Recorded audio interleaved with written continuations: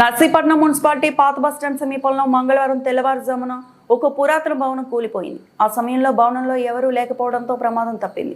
సమాచారం అందుకున్న పోలీసులు ఘటనా స్థలానికి చేరుకొని చర్యలు చేపట్టారు. మున్సిపల్ సిబ్బందితో కలిసి భవనాల శకలాలను తొలగించే ప్రక్రియ మొదలుపెట్టారు. పురాతన భవనాల పట్ల మున్సిపల్ అధికారులు ప్రత్యేక దృష్టి పెట్టాలని ప్రజలు కోరుతున్నారు. అన్నదమ్ముల గొడవల వలన భవనం శిథిలావస్థకు చేరిన భవనం, వారాహి ఫుడ్ పేరుపై విరిగి పడిన 2 అంతస్తుల భవనం, నష్టపోయిన చెప్పుల షాపు యజమాని.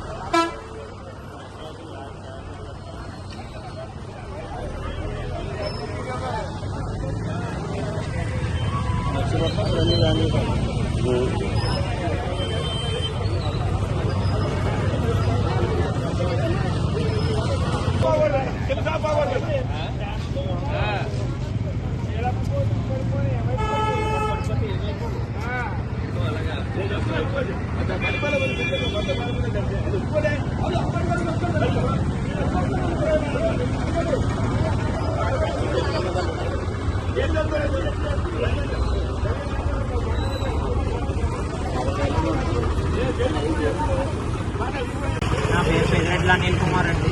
ఇక్కడ మాది పక్కన రేకుల షెడ్ ఇది కన్స్ట్రక్షన్ చేస్తున్నామండి. నేను పొద్దున్న రాబోతుకి బిల్డింగ్ పడిపోయి ఉన్నదండి. తెల్లవారుజామున పడిపోయింది 3:30కి. మేము ఎన్నోసార్లు పక్కన చెప్పామండి, అది కన్స్ట్రక్షన్ చేస్తున్నాము, పాత బిల్డింగ్ మా రేకుల షెడ్ మేము పడిపోతుంది, మీరు అది పడగొట్టండి అంటే చాలాసార్లు నిర్లక్ష్యంగా ఉండి కూడా అది 5గురు వాటా అండి. అన్నదమ్ముల వాటా వల్ల వాళ్ళు కొద్దిగా నిర్లక్ష్యంగా ఉండి మాకు ఇప్పుడు ఆ రేకుల షెడ్ అంతా మొత్తం పాడైపోయిందండి. దానివల్ల మాకు 30 లక్షల వరకు లాస్ వచ్చిందండి. అది ఆ షెడ్లో మా ఊరి చెప్పుల షాప్ అండి. చెప్పుల షాపు చెప్పులు అవి ఉంటాయండి. మేము సుమారు 30 లక్షల వాల్యూ తాలూకా మెటీరియల్ అంతా పోయిందండి. మొన్నే దసరా అని చెప్పి మేము మెటీరియల్ అవి ఎంచుకున్నామండి. ఆ మెటీరియల్ అంతా లాస్ పోయిందండి. మొత్తం షెడ్ అంతా పాడైపోయింది. కొద్దిగా అదేదో మాకు న్యాయం చేయవలసిందిగా కోరుకుంటున్నాం.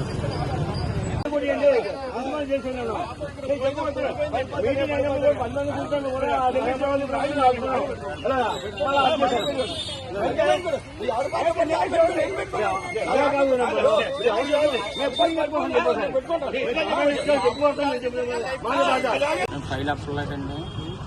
వారాహి ఫుడ్ చెప్పుల షాప్ అండి మాది. స్థలం రెంట్కి తీసుకొని మేమే దిగ్గొట్టించుకొని మేమే పెట్టుబడి పెట్టుకొని చెప్పుల షాప్ పెట్టుకున్నామండి.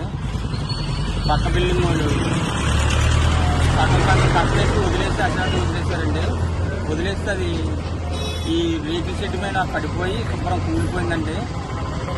మాకు చాలా నష్టం జరిగిందండి. పెట్టుబడులు పెట్టుకున్నాం, దసరా సందర్భంగా కాకులు తెచ్చుకున్నాం, 30 లక్షల వరకు లాస్ పోతున్నామండి. దానికి మీరే ఏదన్నా చేసి ఆదుకుంటున్నాం.